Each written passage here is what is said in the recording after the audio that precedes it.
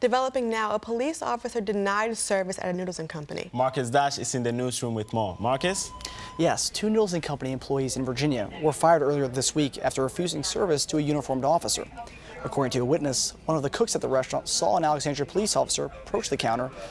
The cook then approached the cashier and said, quote, "I ain't serving that."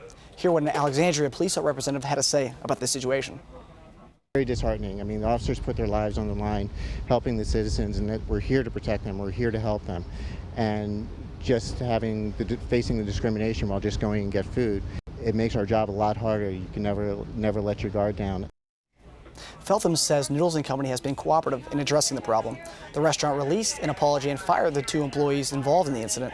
Noodles & Company has also agreed to put up signs in the building reading "Blue Lives Matter" to show their support for law enforcement.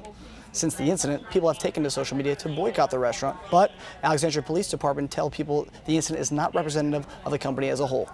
From the newsroom, I'm Marcus Dash. Back to you in the studio. This is News 4 Midday, and right now we are staying on top of several stories. Here's what we have so far. Goose Creek trespassing accident, new details about a rope swinging accident at a creek that almost cost the life of a teenager, and why people are being warned to avoid that particular creek. Kids are having a great time, but we all know it's just a matter of time before something bad happens, and unfortunately yesterday it did. Agony turned innovation, the story of a 17-year-old who suffered a concussion and is now using his experience to develop a new tool to help others fight concussions. And gun fallout debates, the days following the deadliest mass shooting in our country, debates about gun control, heated protests at the NRA, and the stand some of our top officials are making. These stories and more right now on News 4 Midday. It has just been confirmed this morning that a U.S. student staying abroad has died after going missing. 19-year-old Bo Solomon went missing 2 days ago after he went out with his friend. This morning, his body was found in a river in Rome. He was studying abroad at the John Cabot University in Rome. Today, the university released a statement saying Solomon's body was found in the Tiber River and expressed condolences to his family. He's from Spring Green, Wisconsin, just west of Madison. His family arrived in Italy this morning. Solomon had just completed his first year at the University of Madison, where he was a personal finance major. The cause of his death is now under investigation.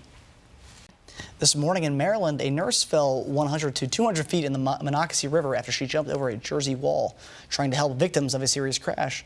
Maryland State Police say she was driving on the eastbound side of I-70 when she saw an overturned dump truck and jackknife tractor trailer. The 2 vehicles crashed near Patrick Street a little before 5 a.m. Both drivers were injured. Police believe the woman thought there was a median separating the 2 sides of the interstate. The woman was rescued and a medevac helicopter flew her from the scene. There's no word on her current situation. When you're living in D.C., hearing sirens isn't out of the norm. In a nationwide survey, the D.C. Fire Department is the 8th busiest fire department in the country, with almost 200,000 calls a year. New York ranks first with more than 1.7 million calls a year. Here in Northeast D.C., Engine 30 is the busiest fire engine in the district. It's also the 4th busiest fire engine in the nation. D.C. Fire Chief Gregory Dean takes pride in how busy his crews are. However, he says he wants to reduce some of those 911 calls by using a private car service to transport patients who don't need to go to a hospital. Allow us to help people who need help by getting them to a doctor's appointment or getting them to a clinic or getting them a ride to a clinic. The district currently uses a private ambulance service to transport patients with non-life-threatening injuries. Well, is it a blessing or a curse? There has been no form of construction on the side of N Street Northwest for almost 30 years. Well, this week their road is being paved. However, just 2 weeks ago, new bricks were just laid on that side of the road. Those bricks do not look that new today. They've been damaged due to current construction going on. Residents in that neighborhood are worried because those bricks will not last that long since water has gotten into them.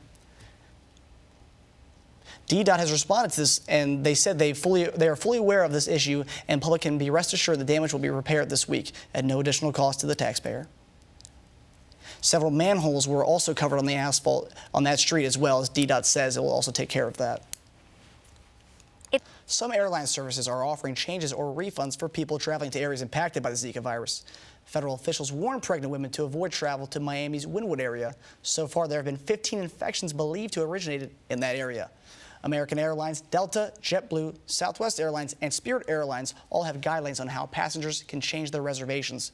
Travelers are advised to check with their air carriers for specific policies. A Virginia man is accused of selling patients a fake cancer cure for thousands of dollars, even discouraging them from seeking other treatments. Manassas police say 67-year-old Peter Adenji posed as a medical professional and operated a fraudulent business on Forest Pine Circle. He charged cancer patients $1,200 for one dose of an herbal mixture. The ingredients, we're not disclosing, and actually they've been sent to the FBI for additional tests. There is continued awareness about concussions by both the public and U.S. health officials and how dangerously they can impact our kids. In News for Your Health today, Julia Grace is here with more. Julia? That's right, Amanda and Marcus. Concussions, especially among young people, can be very serious, with about 500,000 kids visiting emergency rooms for head injuries each year. One local teen who turned his suffering into an innovative way and game to help others shares his story today. My memory just blanks for probably 6 or 7 months. Eric Sollander, a senior at Urbana High School now, suffered a bad blow to the head in the 8th grade. I was coming down from a rebound, and as I was coming down, another kid was jumping up, and his nose slammed me in the back of the head. Luckily, Eric's parents were quick to respond. They took him to Children's National Medical Center, where Eric was told he did have a concussion. He had a prolonged recovery. The access to medical care he was able to get quickly did indeed help him. Dr. Catherine McGill treated Eric at Children's.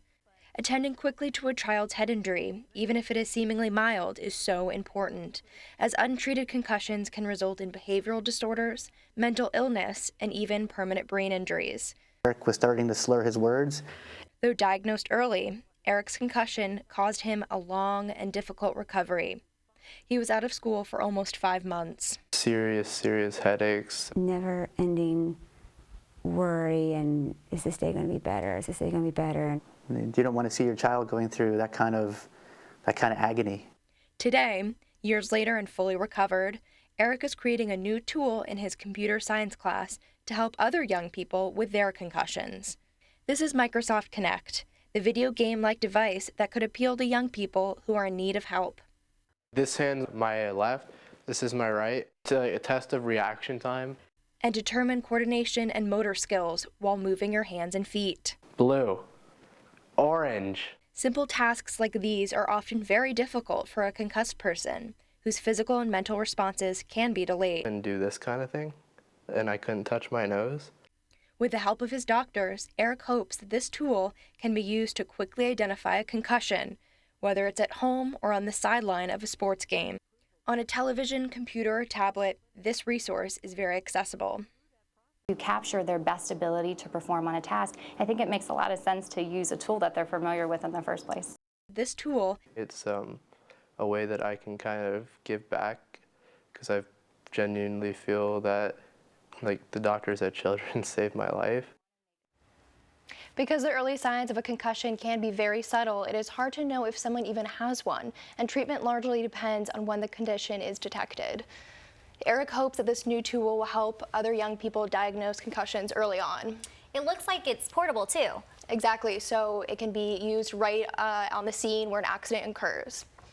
And that will cut wasted time that can be spent going straight to a doctor. Exactly, so it's very innovative, and Eric is hopeful that it will work. It's great, it's great. Thank you, Julia. Thanks, Sure thing, thank you. I gotta say, it was pretty cold today, driving to work. Was it?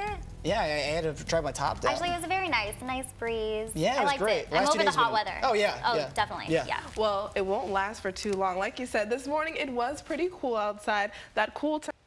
And now I know that it's almost time for football season, finally. Gets pretty exciting once the Olympics wrap up. Yep. We're excited. Yeah, and our Marcus Dash is here to tell us a little bit more about how the Redskins are looking for this upcoming season. Marcus? Well, as you know, I was down at Richmond, and I got to tell you, it's impressive to see these guys practice against each other for as long as they do.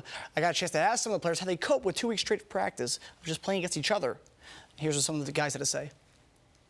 It's a grind, man. It really is. I mean, you're out here every day. It's hot out. There's a lot of humidity.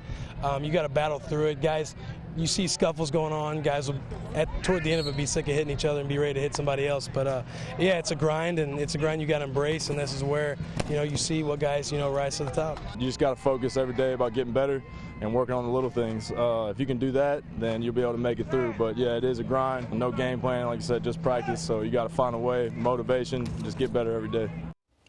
As you can see, it's all about the grind, and training camp really comes down to each player getting better and making their own players around them better. We will see that put to action Thursday night as the Redskins face off against the Atlanta Falcons in their first test of the season. Football's back, baby. Can't wait. I really can't wait. We're excited. Yeah. Well, I know great. I've got some outdoor plans this weekend and in the next few days. How's the weather looking, Matt? It's actually not looking too bad. Things are pretty good out there. Aside from the